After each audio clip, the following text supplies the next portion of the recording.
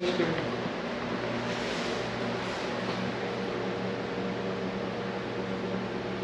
guys, welcome back. Checking the measurement on the fork, how wide it is.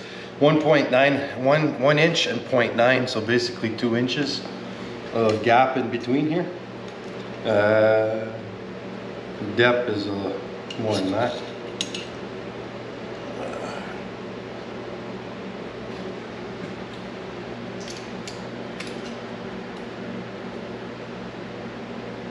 Depth is about 2¼ inches deep and about 2 inches wide, 1.9 wide. So I had somebody ask me about that, how big the fork was, because there's different sizes when you order them. And don't forget, when you're going to use this on the bike, you can only use it on the driver's side to pull out, right? Because there's too much stuff around on the passenger side. So to use this one, but anyways, this video is not for that. So hey guys, welcome back. And doing a video on the tools that you should have and the tools that you need. So if you DIY the whole thing, you need clutching tools. If you're going to play in the clutches, either to clean them, change the rollers, change the springs. So basically a puller, roller puller, clutch splitter, spring compression tool, clutch tool to hold it so you can retorque to spec, and that's for clutches. So if you want to play in clutches and you're planning on ordering an X3, well, look up these tools if you're a DIY guy. So another thing as well, first thing you're probably gonna have to do, like I said, grease. I'm probably gonna get a second grease gun. So two grease guns would be good. One with a tube for grease that's for bearing grease. A good high quality bearing grease, and that you don't want to waste it putting on your suspension, because every video you see guys driving around and you hear the X3s like, it's basically after every ride, after you've washed it, you got to re-grease the whole suspension. I got a video on that, so check that out if you want, but that's easy one. And also the tool to grease your bearings, because you know right from when you get them, grease the bearings, and the idea is to pull all your shafts out, your CV shafts, to grease the splines. So you might as well grease that too at the same time. So, and you need this tool here, pull your shafts out, because basically in the back, this will only grab on to the driver's side, because passenger side there's not enough room, there's stuff sticking out and everything. And then you can either use the pin here to pop the other one out, and it makes life easier.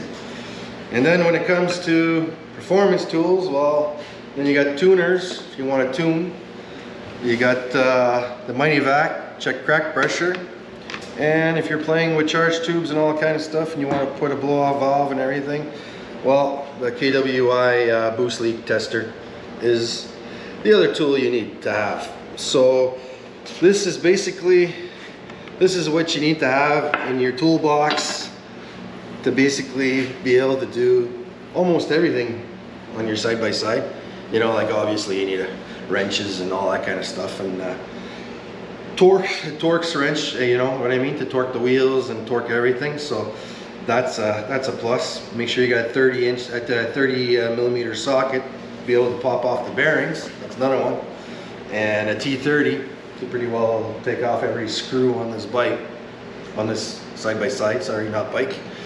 And yeah, so that's basically and a press.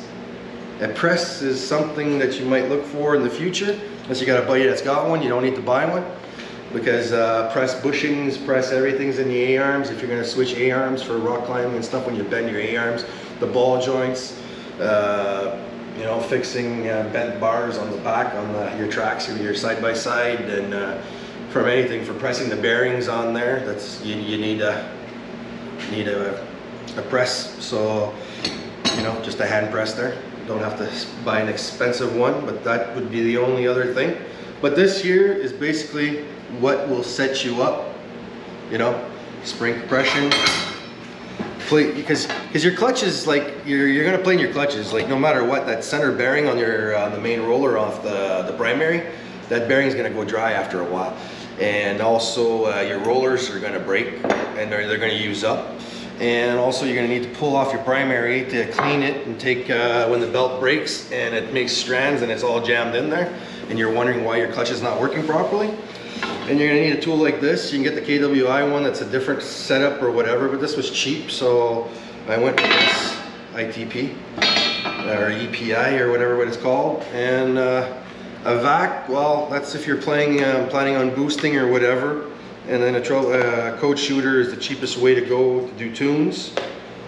If anybody that's got 2019 and lower and wants to crank up to 200 horse or 205, you're going to go 93, but or anything above that as well. But that's just wanted to show you guys what you basically need. Like if you're planning on buying an X3 or the tools that you need if you want to do all the work yourself, it's $100 an hour. Like that's what our shop rates are in Canada, and I think that's what they are in the US as well in a lot of places. If ours are not 110 or 150 plus tax, we pay a 13% tax in Ontario. So yeah, so $100 is 113 right off the bat. And then yeah, and even if it's a 10-minute job, they usually charge you for half for an hour minimum, right? Because they want to pay their mechanic and their heating bill.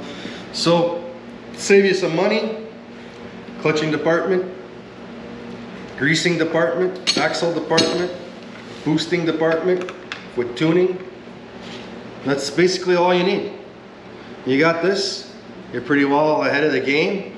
So if you're waiting for an X3 and you're gonna do, you know you're gonna do mods on it and everything, and you like, I don't know, I like doing this stuff myself for two reasons. I like to learn the vehicle that I'm, like I can take this thing apart. Like I can't play in the engine, but I know I can take the tranny out, the diffs out, everything, and then split them all apart and everything, and take all the axles off and put everything back together, take all the clutches apart, put everything back together.